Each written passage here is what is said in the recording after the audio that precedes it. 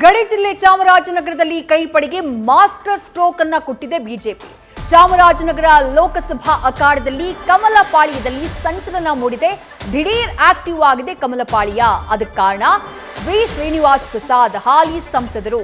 ಅವರ ಹೆಸರನ್ನ ಬಳಸಿಕೊಳ್ತಾ ಇದ್ದಂತಹ ಕಾಂಗ್ರೆಸ್ಗೆ ಕೌಂಟರ್ ಅನ್ನ ಕೊಟ್ಟಿದ್ದಾರೆ ಬಿಜೆಪಿ ನಾಯಕರು. ಬಿಜೆಪಿ ಹೈಕಮಾಂಡ್ ಉರುಳಿಸಿದಂತಹ ದಾಳಕ್ಕೆ ಸದ್ಯ ಕಾಂಗ್ರೆಸ್ಸಿಗರು ತತ್ತರಿಸಿದ್ದಾರೆ ಅಂತ ಹೇಳಲಾಗ್ತಾ ಇದೆ. ಯಾಕಂದ್ರೆ ಶ್ರೀನಿವಾಸ್ ಪ್ರಸಾದ್ ಅವರ ಮನೆಗೆ ಬಿಜೆಪಿ ಅಭ್ಯರ್ಥಿ ಬಾಲರಾಜ್ ದಿಢೀರ್ ಭೇಟಿಯನ್ನ ಕೊಟ್ಟರು.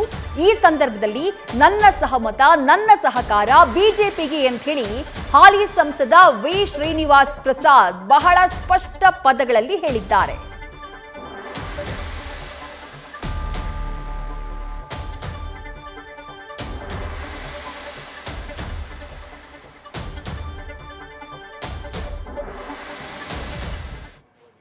ನಾವು ಕೂಡ ಹೋಗಿ ಭೇಟಿ ಮಾಡಿರೋದು ಮತ್ತು ನಮ್ಮ ಜೊತೆ ಮಾತಾಡಿರೋ ಅಂಶಗಳು ಇದೆ. ಮತ್ತು ಅವರೇನು ಯಾವ ಪಕ್ಷಕ್ಕೇನು ಗುರುತಿಸ್ಕೊಂಡದ್ದು ಎಲ್ಲೂ ಇಲ್ವಲ್ಲ. ಈಗ ಅವರು ರಾಜಕೀಯದಿಂದ ನಿವೃತ್ತಿ ಆಗ್ತೀನಿ ಅಂತ ಹೇಳಿದ್ದಾರೆ, ಮತ್ತು ನಮ್ಮ ಪಕ್ಷದ ಪರವಾಗಿರ್ತೀನಿ ಅಂತ ನಮಗೂ ಹೇಳಿದ್ದಾರೆ. ಅವರು ಆಗಿರುವಾಗ ಇವ್ರು ಹೋದವ್ರಿಗೆಲ್ರಿಗೂ ಬಂದವ್ರಿಗೇನೋ ಬರಬೇಡಿ ಅಂತಾರ, ಇವರೇ ಹೋಗಿ ಕೇಳ್ತಾರೆ, ಕೇಳಿ ಭೇಟಿ ಮಾಡ್ತಾರೆ. ಅವರು ಯಾರಾದರೂ ಒಬ್ಬರು ಸೌಜನ್ಯ ದೃಷ್ಟಿಯಿಂದ ಮತ್ತು ಎಲ್ಲರೂ ಹೇಳ್ತಾರೆ ಒಳ್ಳೇದಾಗಲಿ ನಿಮಗೆ, ಗುಡ್ ಲಕ್ ಅಂತ ಹೇಳ್ತಾರೆ. ನಮಗೊಂದು ಆಶೀರ್ವಾದ ಮಾಡಿದ ತಕ್ಷಣ ನಿಂಗೆ ಒಳ್ಳೇದಾಗಲಪ್ಪ ಅಂತಾರೆ, ಎಲ್ರಿಗೂ ಆಶೀರ್ವಾದ ಮಾಡ್ತಾರೆ. ಅವರು ಒಂದು ವೈಯಕ್ತಿಕವಾಗಿ ಹೇಳಿದ್ದಾರೆ, ನಾವು ಭಾರತೀಯ ಜನತಾ ಪಕ್ಷದ ಸದಸ್ಯನಾಗಿದ್ದೇನೆ, ಭಾರತೀಯ ಜನತಾ ಪಕ್ಷಕ್ಕೆ ಮತ ಹಾಕಿ ಅಂತ ಹೇಳ್ತೀನಿ, ಭಾರತೀಯ ಜನತಾ ಪಕ್ಷಕ್ಕೆ ನನ್ನ ಮತ ಅಂತ ಹೇಳಿದ್ದಾರೆ. ಅಂದ್ರೆ ಸರ್, ಈಗ ಅದು ಪೂರಕವಾಗಿ ಅವ್ರ ಬೆಂಬಲಿಗರು ಕೂಡ ಕಾಂಗ್ರೆಸ್ ಸೇರ್ಪಡೆ ಆಗಿದ್ದಾರೆ, ಜೊತೆಗೆ ಏನೋ ಅವರ ಕುಟುಂಬಸ್ಥರು ಕೂಡ ಒಂದಷ್ಟು ಜನ ಹೋಗ್ತಾ ಇದ್ದಾರೆ. ಈಗ ಅವ್ರ ಕುಟುಂಬಸ್ಥರು ಅಂದರೆ ಪ್ರಮುಖವಾಗಿ ಇಬ್ಬರು ರಾಜಕಾರಣದಲ್ಲಿ ಇದ್ದಾರೆ. ಕುಟುಂಬದಲ್ಲಿ ಪ್ರಮುಖವಾಗಿರ್ತಕ್ಕಂಥವ್ರು ಇಬ್ಬರು ಅಳಿಯಂದರು. ಅದರಲ್ಲಿ ಹರ್ಷವರ್ಧನ್ ಅವರು ಮತ್ತು ಡಾಕ್ಟರ್ ಮೋಹನ್ ಅವರು. ಹರ್ಷವರ್ಧನ್ ಅವರು ಈಗಾಗಲೇ ನಂಜನಗೂಡಲ್ಲಿ ನಮ್ಮ ಜೊತೆ ಪ್ರವಾಸದಲ್ಲಿದ್ದಾರೆ, ಮತ್ತು ಈಗಾಗಲೇ ಎಲ್ಲ ನೆನ್ನೆ ಕಾರ್ಯಕ್ರಮಕ್ಕೂ ಬಂದಿದ್ದಾರೆ. ನಮ್ಮ ಜೊತೆ ಒಡನಾಟ ಇಟ್ಕೊಂಡು ಕೆಲಸನೂ ಮಾಡ್ತಾಯಿದ್ದಾರೆ, ಪಕ್ಷ ಸಂಘಟನೆ ಮಾಡ್ತಾಯಿದ್ದಾರೆ. ಡಾಕ್ಟರ್ ಮೋಹನ್ ಅವರು ಕೂಡ ನಮ್ಮ ಜೊತೆಯಲ್ಲೇ ಇದ್ದಾರೆ. ಅವರು ಸದ್ಯದಲ್ಲಿ ಒಂದು 2-3 ದಿವಸದ ನಂತರ ಬರ್ತೀನಿ ಅಂತ ಹೇಳಿದ್ದಾರೆ. ಸದ್ಯದಲ್ಲಿ ಅವರು ಕೂಡ ಬರ್ತಾರೆ. ಅದು ಹೊರತುಪಡಿಸಿ ಈಗ ನನಗೂ ನೆಂಟರು ಬಂದು ಬಳಗ ಅಂತ ಒಂದು 25 ಇವರು ಸ್ನೇಹಿತರುಗಳು ಎಲ್ಲ ಇರ್ತಾರೆ.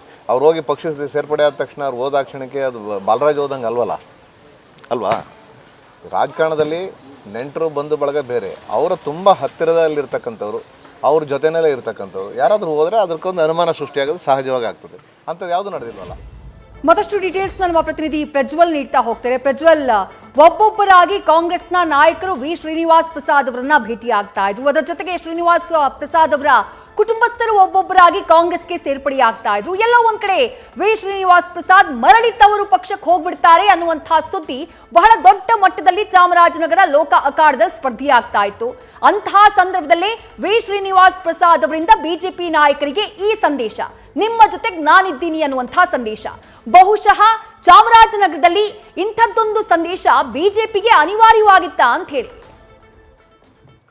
ಕೂಡ ವಿದ್ಯಾಶ್ರೀ, ಕಾರಣ ಏನು ಅಂತ ಹೇಳಿದ್ರೆ ವಿ ಶ್ರೀನಿವಾಸ್ ಪ್ರಸಾದ್ ಅವರು ಯಾರಿಗೆ ಬೆಂಬಲವನ್ನು ಸೂಚಿಸ್ತಾರೆ ಅನ್ನುವಂಥದ್ದಂತೂ ಅದು ಸಾಕಷ್ಟು ಪ್ರಶ್ನಾರ್ಥಕ ಚಿಹ್ನೆಯಾಗಿ ಉಳಿದುಕೊಂಡಿತ್ತು. ಅದರಲ್ಲೂ ಕೂಡ ಅವರು ಸಕ್ರಿಯ ರಾಜಕಾರಣದಿಂದ ಹೊರಗೆ ಉಳಿತೀನಿ ಅನ್ನುವಂತಹ ಒಂದು ಮಾತೇನಿತ್ತು. ಅದು ಎಲ್ಲೋ ಒಂದು ಕಡೆ ಬಿಜೆಪಿಗೆ ನುಂಗಲಾರದ ತುತ್ತಾಗಿ ಪರಿಣಮಿಸಿತ್ತು ಅಂತಾನೆ ಹೇಳ್ಬೋದು. ಅದರಲ್ಲೂ ಕೂಡ ಮುಖ್ಯವಾಗಿ ಕಾಂಗ್ರೆಸ್ ಅಭ್ಯರ್ಥಿ ಸುನಿಲ್ ಬೋಸ್ ಅವರು ನಾಮಪತ್ರ ಸಲ್ಲಿಸುವಂತಹ ವೇಳೆಯಲ್ಲಿ ಡಿಕೆಶಿ ಅವರು ಬಹಿರಂಗ ಸಭೆಯಲ್ಲಿ ಒಂದು ಮಾತನ್ನ ಹೇಳ್ತಾರೆ.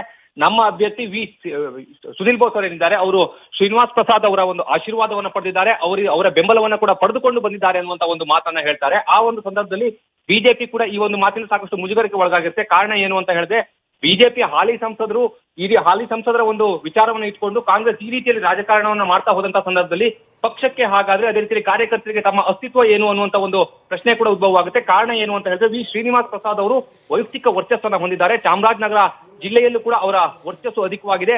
ಅಷ್ಟೇ ಅಲ್ಲದೆ ಒಂದು ಬಾರಿ MP ಕೂಡ ಆಗಿರುವಂತಹ ಹಿನ್ನೆಲೆಯಲ್ಲಿ ಹಾಲಿ ಸಂಸದರು ಕೂಡ ಅವರೇ ಆಗಿದ್ದಾರೆ. ಆ ಒಂದು ನಿಟ್ಟಿನಲ್ಲಿ ಬಿಜೆಪಿಗೆ ಸಪೋರ್ಟ್ ಅನ್ನ ಮಾಡದೇ ಇದ್ರೆ ಖಂಡಿತವಾಗಿಯೂ ಕೂಡ ವೋಟ್ ಸಿಗೋದಿಲ್ಲ ಅನ್ನುವಂತ ಒಂದು ಲೆಕ್ಕಾಚಾರ ಕೂಡ ಇತ್ತು. ಆ ಒಂದು ನಿಟ್ಟಿನಲ್ಲಿ ಸಾಕಷ್ಟು ಜನ ಬಿಜೆಪಿ ನಾಯಕರು ಕೂಡ ಶ್ರೀನಿವಾಸ್ ಪ್ರಸಾದ್ ಅವರನ್ನ ಭೇಟಿಯಾಗುವಂತ ಒಂದು ಕೆಲಸವನ್ನ ಮಾಡ್ತಾ ಇದ್ದು. ವಿ ಬಾಲರಾಜ್ ಅವರು ಕೂಡ ನಿನ್ನೆ ಮತ್ತೆ ಸಂಜೆ ಹೋಗಿ ಅವ್ರನ್ನ ಭೇಟಿಯಾಗಿರುವಂತದ್ದು. ಆ ಸಂದರ್ಭದಲ್ಲಿ ಒಂದು ಸ್ಪಷ್ಟವಾದಂತಹ ಒಂದು ಸಂದೇಶವನ್ನ ಕೊಟ್ಟಿದ್ದಾರೆ. ನಾನು ಯಾವುದೇ ಕಾರಣಕ್ಕೂ ಕೂಡ ಕಾಂಗ್ರೆಸ್ಗೆ ಬೆಂಬಲವನ್ನ ಕೊಡೋದಿಲ್ಲ, ನನ್ನ ಬೆಂಬಲ ಏನಿದ್ರು ಕೂಡ ಬಿಜೆಪಿಗೆ. ಕಾರಣ ಏನು ಅಂತ ಹೇಳಿದ್ರೆ ನಾನು ಬಿಜೆಪಿಯ ಹಾಲಿ ಸಂಸದ, ಹಾಗಾಗಿ ನಾನು ಬಿಜೆಪಿಗೆ ಬೆಂಬಲವನ್ನ ಕೊಡ್ತೀನಿ ಅನ್ನುವಂಥದ್ದನ್ನು ಕೂಡ ಹೇಳಿದ್ದಾರೆ. ಅಷ್ಟೇ ಅಲ್ಲದೆ ನನ್ನ ಕುಟುಂಬಸ್ಥರು ಕಾಂಗ್ರೆಸ್ ಪಕ್ಷಕ್ಕೆ ಸೇರಿರಬಹುದು, ಅದು ಅವರವರ ವಿವೇಚನೆ ಅನ್ನುವಂಥದ್ದನ್ನು ಕೂಡ ಹೇಳಿರುವಂತದ್ದು. ಕಾರಣ ಏನು ಅಂತ ಹೇಳಿದ್ರೆ ಇಲ್ಲಿ ಮುಖ್ಯವಾಗಿ ಡಾಕ್ಟರ್ ಮೋಹನ್ ಅವರು ಕಾಂಗ್ರೆಸ್ ಕದ ತಟ್ಟಿದ್ದಾರೆ ಅನ್ನುವಂತ ಒಂದು ಚರ್ಚೆ ಕೂಡ ಇತ್ತು. ಆದ್ರೆ ಅಷ್ಟೇ ಅಲ್ಲದೆ ಸಿದ್ದರಾಮಯ್ಯನವರನ್ನ ಭೇಟಿ ಕೂಡ ಆಗಿದ್ರು. ಆ ಒಂದು ನಿಟ್ಟಿನಲ್ಲಿ ಸಾಕಷ್ಟು ಚರ್ಚೆಗಳು ಕೂಡ ಆಗಿತ್ತು.